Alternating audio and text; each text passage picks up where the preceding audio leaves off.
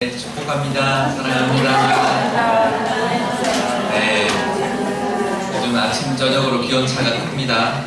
많이 따뜻하게 하시고 감기 들리지 마시고 하기를 바랍니다. 오늘 말씀은 우리 나눔 속으로 첫 번째 누가복음 22장 1절에서 13절의 말씀입니다. 누가복음 22장 1절에서 13절의 말씀입니다. 보도록 하겠습니다. 한번 찾아서요.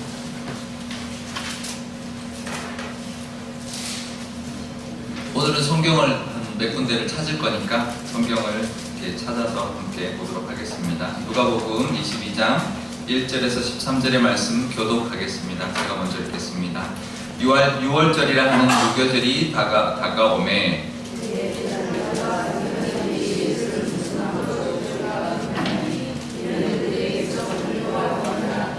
열둘 중에 하나인 가룟인이라 부르는 유다에게 사탄이 들어가니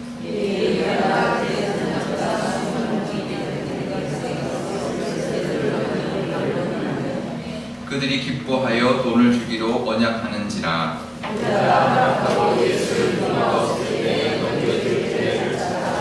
유월절 양을 잡을 무교절이라 날이 이른지라.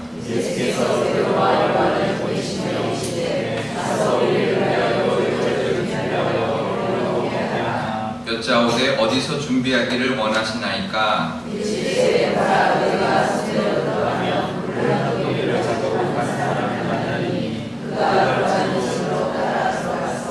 그 집 주인에게 이르되 선생님이 내게 하는 말씀이 내가 내 제자들과 함께 유월절을 먹을 객실이 어디 있느냐 하시더라 하라. 그리하면 그가 자리를 마련한 큰 다락방을 보이니 거기서 준비하라 하시니. 함께 읽겠습니다. 그들이 나가 그 하신 말씀대로 남나 유월절을 준비하니라. 아멘. 네, 오늘 말씀 우리 예수님께서 이제 유월절을 준비하시고 또 유다가 이제 예수님을 팔기로 모의하는 그런 장면입니다. 말씀 배경 이야기 제가 읽겠습니다.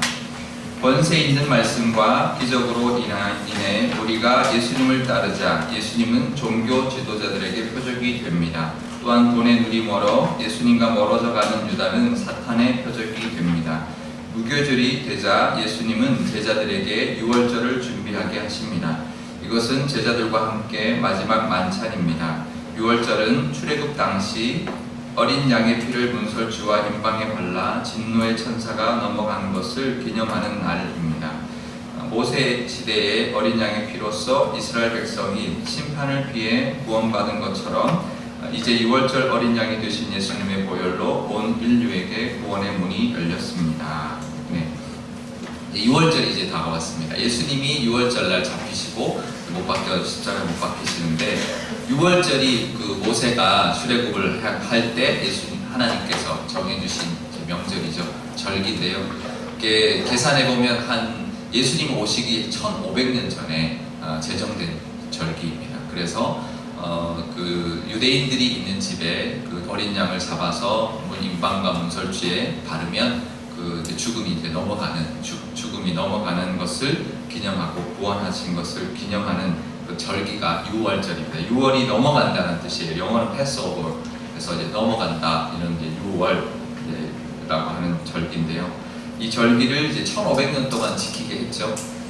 그 첫 번째 이유는 그 출애굽할 때 그 어린 양의 피 때문에 자신들이 구원받은 거, 이제 넘어간 것을 이제 기념하는 절기인데. 두 번째 이유가 있습니다. 그것은 예수님, 어린 양으로 오신 예수님을 예표하고 기다리는 것을 이제 기다리는 절기인데, 저번에 우리가 나눴던 것처럼 수요예배 때 나눴던 것처럼 그 모세 때 지켰죠. 모세가 광야 40년을 광야에서 이스라엘 백성을 이끌었고 여호수아가 그 가나안 정복 전쟁을 했죠. 그 다음에 여호수아까지 죽고 난 다음에 사사 시대가 왔는데. 그러면 여호수아까지 한 몇십 년 해서 근 100년도 안 된 정도만 유월절을 지키고 사사시대 때부터는 유월절을 지키지 않았어요. 그리고 언제까지 안 지키냐면 사울 왕 때도 안 지켰고 다윗 왕 때도 안 지켰고 솔로몬 왕 때도 안 지켰고 남북 왕조 때도 안 지키다가 거의 그 남유다의 거의 끝무렵에 가면 요시야 왕이라고 하는 왕이 있는데 그 성전을 이제 청소하고 이제 새로 수리를 하다가 그 성경책을 발견하죠. 율법책을 발견하고 그것을 성경 이제 백성들한테 낭독하는 가운데 유월절 지키라는 부분을 읽는 거예요. 그러니까 왕이 유월절 지키라고 했구나. 근데 그때까지 안 지킨 거예요. 750년 동안. 750년 동안 안 지켰어요. 그래서 요시야 때 유월절을 지키기 시작하다가 그 다음에 남유다가 망하죠. 그래서 바벨론으로 끌려가서는 또 못 지킵니다. 그렇게 해서 이래저래 한 200년을 또 못 지켜요. 그러다가 다시 와서 에스라가 이제 하나님의 말씀으로 우리가 하나님의 말씀을 어겼기 때문에 하나님의 말씀을 어겼기 때문에 우리가 이렇게 바벨론으로도 끌려가고 이랬다. 그래서 철저하게 하나님 말씀대로 살자. 그래서 유월절을 다시 지키기 시작했고 그 이후로는 유월절을 뭐 잘 지켰는지는 기록에는 없지만 그 에스라 그 이후에 느헤미야 이후에는 이제 기록이 없으니까요. 없으니까 잘 모르지만 예수님이 왔을 때 유월절을 지키고 있는 모습을 볼 수 있습니다. 그래서 거의 한 이제 유월절은 거의 모세 여호수아 때만 조금 지키다가 거의 후반부에 예수님 오기 전에 후반부에 에스라 때 이후에 그때부터 이제 절기를 지키기 시작한 거죠. 그때부터는 잘 지켰어요. 나름대로 절기도 잘 지키고 뭐 말씀대로 살려고 율법대로 살려고 했지만 그게 무슨 의미인지를 모르고 지키는 거잖아요. 그죠? 그냥 형식적으로 지키는 거예요. 절기를 지키라고 했으니까 지키고 율법도 막 지키라고 해서 율법을 막 항목을 정해가지고 막 율법주의로 빠지고 그러니까 예수님이 왔을 때 유월절을 지키고 있었지만 유월절의 의미를 전혀 모르는 거죠. 그 유월절의 어린 양이 예수님이다라는 것도 모르고 그냥 유월절은 그냥 그 절기인 것뿐인 거죠. 그렇게 이제 지내고 있었습니다. 그런데 예수님이 이제 이 땅에 오셨습니다. 오셔가지고 이제 유월절 마지막 유월절을 준비하시고 그 유월절에 어린 양으로 죽어야 될 것을 예수님이 상징하시고 그 다음에 이제 마지막에 만찬에서 성찬을 이제 너희들한테 가르쳐 주시고 성찬을 행해라. 그러니까 이제는 새로운 유월절인 거죠. 내가 죽고 내가 찢긴 피를 내가 찢긴 살을 기념해서 떡을 떼고 내가 흘린 피를 기념하기 위해서 잔을 나누는 이제 그게 또 다른 유월절이잖아요. 그죠? 그걸 통해서 우리 인류가 구원받은 것을 기념하는 성찬식을 제정해 주는 것이 유월절입니다. 그래서 오늘 말씀 나누기 보면 관찰과 묵상 제가 읽겠습니다. 사탄이 들어간 유다는 누구를 찾아가 무엇을 논의하나요? 예수님을 죽일 방도를 찾던 이들은 어떤 보상을 약속합니까? 이렇게 되어 있습니다. 4절 5절 말씀만 읽으면 됩니다. 제가 읽겠습니다. 이에 유다가 대제사장들과 성전 경비대장들에게 가서 예수를 넘겨줄 방도를 의논하매 그들이 기뻐하며 돈을 주기로 언약하는지라. 네, 사탄이 들어간 사탄이 유다에게 들어갔다고 나와 있습니다. 그렇죠? 3절에 보면 가롯이라 하는 유다에게 사탄이 들어갔다. 우리 가롯 유다 발음하기 어렵죠? 가롯이 아닙니다. 가롯. 요 해보세요. 가롯. 되게 발음하기 어려운 이름이에요. 가롯 유다. 가롯 유다에게 들어갔는데요. 예수님이 사역하는 동안 사탄이 거의 등장하지 않습니다. 제일 첫 번째 등장한 것이 예수님이 그 광야에서 시험 받을 때 사탄이 시험하시죠. 그 다음에 떠났는데 누가복음에는 그냥 다른 복음서는 그냥 떠났다라고 나오지만 누가복음에서는 잠시 떠났다라고 나오죠. 그러다 안 나오다가 또 언제 나타나냐면 그 베드로가 신앙 고백할 때 주는 그리스도시요 살아계신 하나님의 아들이다라고 이야기할 때 예수님 그때 내가 죽어야 된다는 말씀하니까 베드로가 안 된다고 그러니까 이제 예수님 사탄아 물러가라 이제 그러죠. 그게 한번 찾아보겠습니다. 마태복음 16장 23절입니다. 마태복음 16장 23절입니다.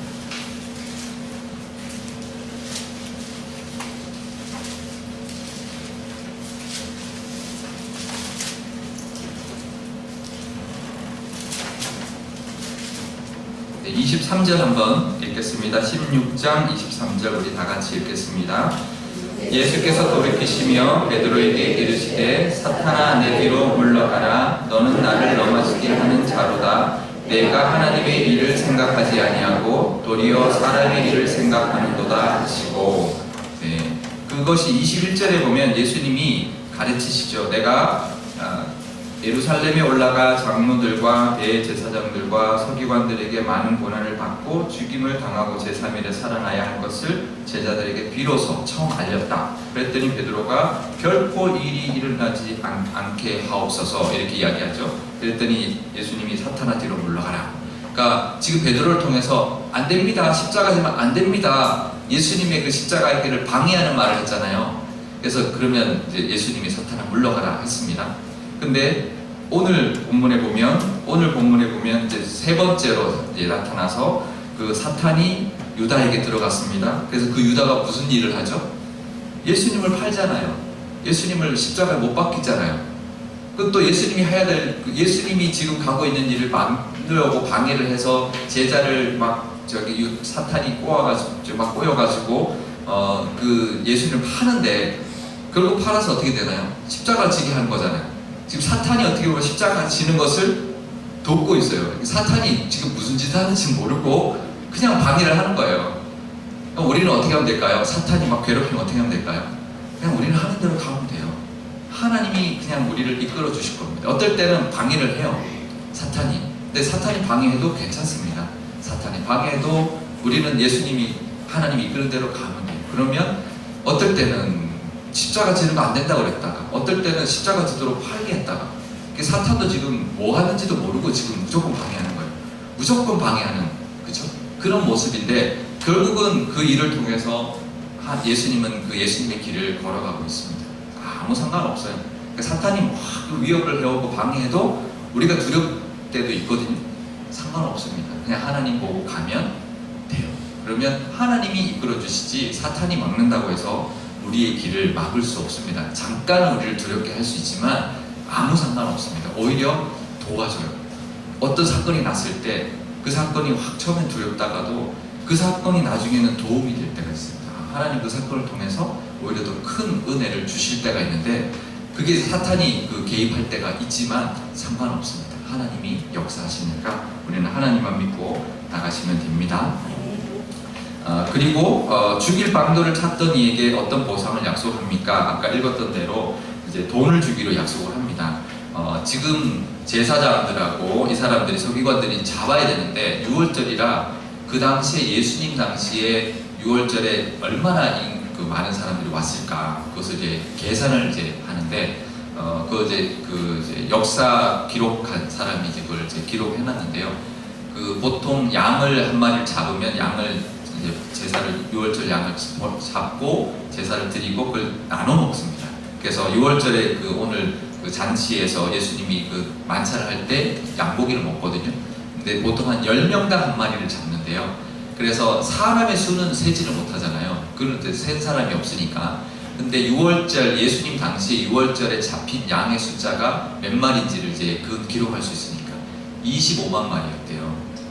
그러면 10명이면 250만 명이 이제 모여 있는 거잖아요. 근데 그 사람들이 예수님을 지지하는 사람들이 많이 있었잖아요. 그죠? 그러니까 이 대제사장들하고 서기관들이 예수님 잡기가 쉽지가 않은 거예요. 잘못하면 이제 큰일 나는 거죠. 근데 예수님의 제자 유다가 와가지고 사람이 없을 때 몰래 잡아가게 내가 해주겠다. 얼마나 좋아요, 그죠?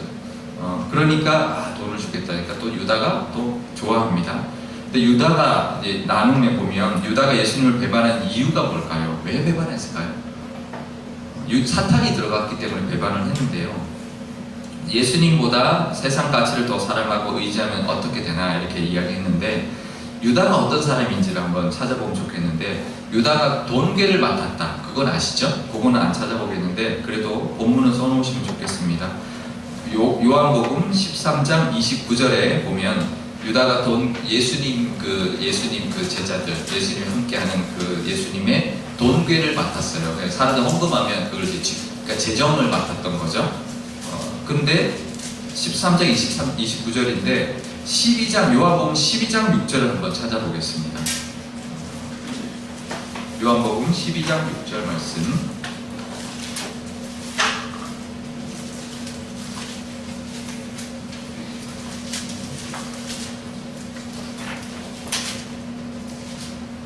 네. 12장 6절 말씀 함께 읽겠습니다. 이렇게 말하면 가난한 자들을 생각함이 아니요 그는 도둑이라 돈괴를 맡고 거기 넣는 것을 훔쳐가미러라. 네, 그러니까 예수님 발에 향유를 부은 여인 보고 저 돈으로 가난한 사람 돕지, 저 아깝게 하냐. 근데 그렇게 말하는 이유가 뭐냐 하면 그 사람이 돈계를 맡고 있었지만, 재정을 맡고 있었지만 그 돈계에서, 재정에서 돈을 몰래 훔쳐갔다는 거지, 유다가. 네, 그런 사람이었다라는 겁니다. 그러니까 이미 그 사람은 돈에 욕심이 있었던 사람이고, 그 다음에 돈계를 맡았기 때문에 셈이 빨랐던 사람이고, 그 다음에 이제 어떤 그 예수님을 따랐지만, 예수님을 메시아라고 따랐지만 자기가 생각한 그런 세상적인 메시아, 그래서 예수님을 통해서 제가 세상적으로 성공하려는 목적으로 예수님을 따랐지만 예수님이 하는 거 보니까 아닌 거예요. 예수님 보니까 아니다 싶은 거죠. 그래서 이제 그냥 팔아버리자. 제사장들이 그렇게 찾고 잡으려고 하니까 팔자, 이제 그런 욕심이 들어간 것이죠. 믿음도 없었고 예수님에 대한 메시아도 전혀 다른 메시아상을 가지고 있었고, 그래서 결국은 그 세상적인 돈의 욕심에 눈이 멀어서 예수님을 팔아버리는 모습을 가지고 있는데요. 결국은 이제 그 돈을 받았지만 그게 아무 의미 없는 인생을 마감하는 그런 모습으로 살아갑니다. 그런 모습이 이제 유다인데요. 우리도 세상 가치하고 예수님하고 있을 때 예수님 안에 다 있습니다. 그렇죠? 예수님을 믿어야 모든 것이 우리한테 오는데, 예수님을 통해 세상 가치를 쫓아다니면 안 돼요. 그러니까 우리가 예수님을 믿으면 우리의 필요를 채워주시는데, 우리가 우리를 필요를 채우기 위해서 예수님 믿으면 안 되는 거예요. 그 순서가 바뀌면 안 됩니다. 예수님 믿으면 다 채워주십니다. 그죠? 우리의 필요를 다 채워주시는데, 내가 이게 필요하니까 하나님 이거 채워주시는 분, 기도해가지고 나의 것을 얻기를 위해서 하나님 믿으면 안 되죠. 그러니까 우리가 늘 그거를 순서를, 왜냐면 우리가 필요하니까 기도해야 되잖아요. 그죠? 근데 그 순서를 하나님 안에 있습니다. 하나님 채워줄 줄 믿습니다. 이제 그래서 이런 필요가 있습니다. 이렇게 이제 기도하시고 그 믿음으로 사시면 하나님 채워줄 줄 믿습니다. 네, 그렇게 우리가 사시는 우리가 되면 좋겠고요. 그 다음에 이번에 제가 읽겠습니다. 사람들이 예수님을 죽이려 공모할 때 예수님은 제자들에게 무엇을 준비시키나요? 예수님의 모습에서 어떤 교훈을 얻나요? 8절을 제가 읽겠습니다. 8절 말씀 제가 읽겠습니다. 8절에 보면 예수께서 베드로와 요한을 보내시며 이르시되 가서 우리를 위하여 유월절을 준비하며 우리로 먹게 하라. 유월절 준비하러 요한과 베드로를 보냅니다. 먹게 하라. 먹게 하는 것은 어린 양을 사야 되고, 어린 양을 잡아야 되고, 또 그 먹을 장소가 있어야 되고, 250만이 먹을 장소가 있어야 되니까 이제 장하니까 잘 없죠. 그런데 이제 그러면 어떻게 하면 알 수 있습니까? 라고 묻죠. 베드로가 이제 어디서 준비합니까? 그랬더니 10절부터 12절까지 제가 읽겠습니다. 이르되 너희가 성내로 들어가면 물 한 동이를 가지고 가는 사람을 만나리니 그가 들어가는 집으로 따라 들어가서 그 집 주인에게 이르되 선생님이 내게 하는 말씀이 내가 내 제자들과 함께 유월절을 먹을 객실이 어디 있느냐 하시더라 하라. 그리하면 그가 자리를 마련한 큰 다락방을 보이리니 거기서 준비하라 하시니, 이제 물동이 이거 지고 가는 사람이 있을 거다. 근데 여기는 한국말이어서 안 나오지만 이게 그 남성 3층 단수예요. 그러니까 남성인 거예요, 남성. 보통 이 당시는 여자들이 물동이를 지고 다녔기 때문에 남자가 지고 다니는 사람이 있을 거다, 이 말이 있거든요.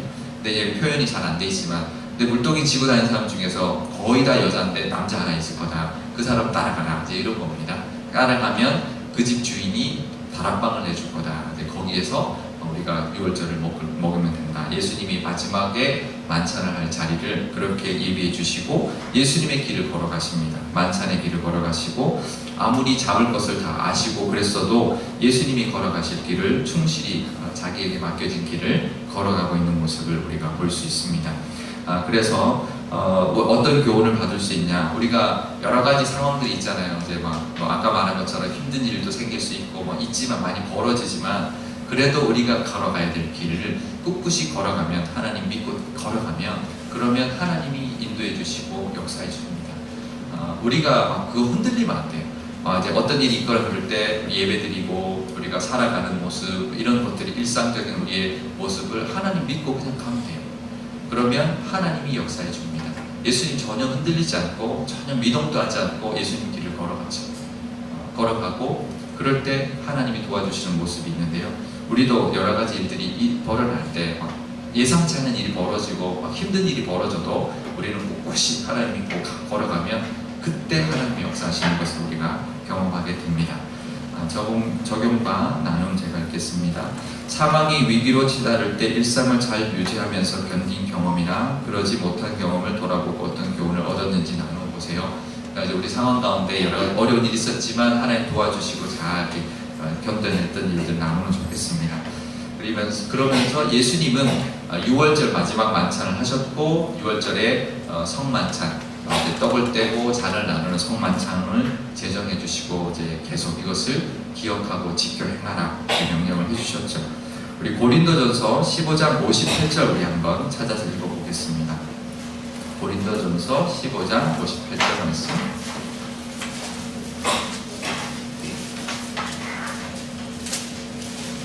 네. 고린도전서 15장 58절 말씀. 고린도전서 15장 58절 말씀 우리 함께 읽겠습니다. 그러므로 내 사랑하는 형제들아 견실하며 흔들리지 말고 항상 주의 일에 더욱 힘쓰는 자들이더라. 이는 너희 수고가 주 안에서 헛되지 않은 줄 알미라. 아멘.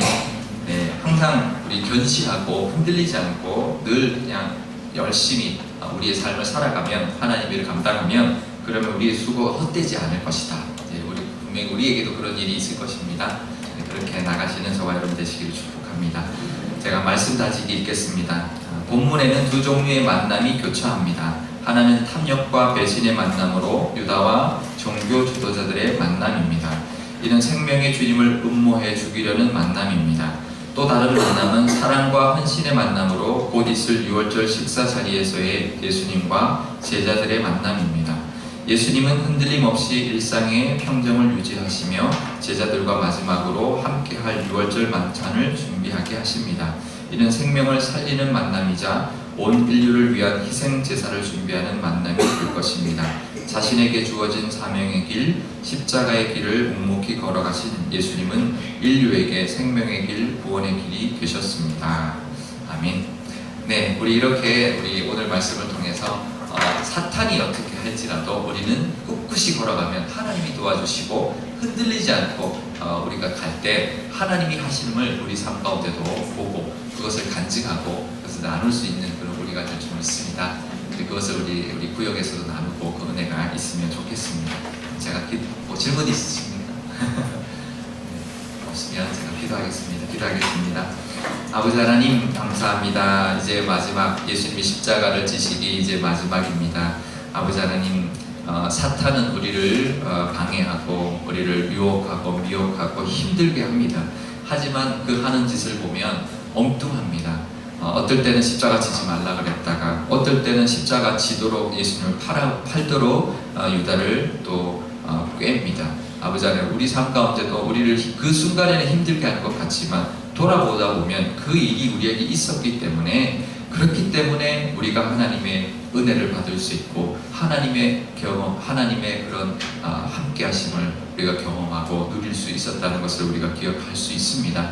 그러니 우리에게도 지금도 일어나는 어떠한 일들 가운데도 하나님이 함께 하신다는 그 믿음을 가지고 꿋꿋이 우리의 일상을 살아가며 우리에게 맡겨진 일을 감당할 때 하나님께서 역사하여 주시고 하나님의 은혜를 경험하여 주시고 절대로 그 일들이 우리의 일들이 헛되지 않도록 만들어 주시는 하나님을 경험할 줄 믿습니다. 그 믿음으로 살아가 하나님의 은혜를 많이 누리는 저희들이 될 수 있도록 인도하여 주시옵소서. 감사드리며 예수님의 이름으로 기도드리옵나이다.